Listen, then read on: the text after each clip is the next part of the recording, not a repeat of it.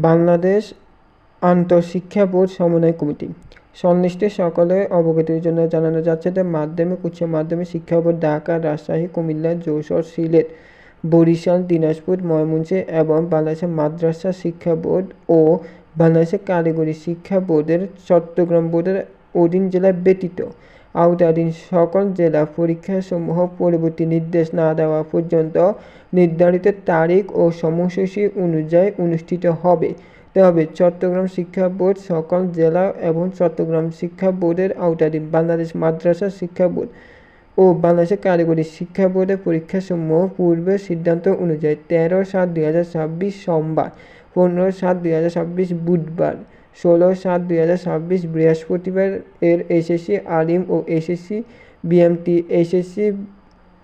Vocational diploma in commerce পরীক্ষা 2026 স্থগিত থাকবে।